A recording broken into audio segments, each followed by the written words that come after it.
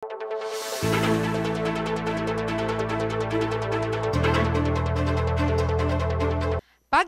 niya ngening banwa ing kadinala na anibersaryo ning El Circulo Fernandino. Iting pekamatwang social club ketiking Pampanga apani mo nandareng prominenting pamilya ampong personalidad king syudad San Fernando. Tatala ka dya presidente ning Centennial Celebration i Mrs. Tess Laus para karengke babaynan kabang i Mr. Rene Legaspi naman karengke lalakinan.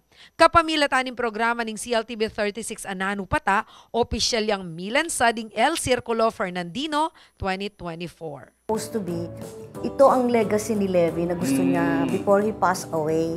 Talagang before he passed away, talagang nire-ready niya itong 100 years.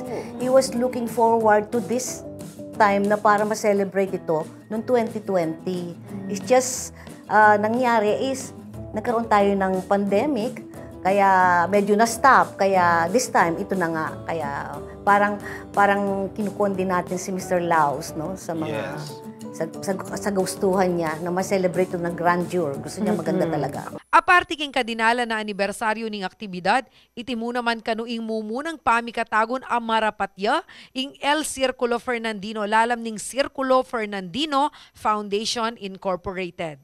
King makabang panahon, aliya kanu metong a formal organization ng El Circulo Fernandino, inya pe parehistro de inikeng Securities and Exchange Commission o SEC inyang 2019. Kay bat na niti, mitok nang ing social ball uli ning pandemic at ngenipin pasibayo yang misundo. Kapamilataning imbitasyon ibat kareng present at past presidents ing pamakyabe at membership keng social club IT. Makanyan paman malyari pamurin makyabe keng El Circulo Fernandino Ball ding alimyembro basta at ilang tiket ampong 2 kila kareng regulasyon.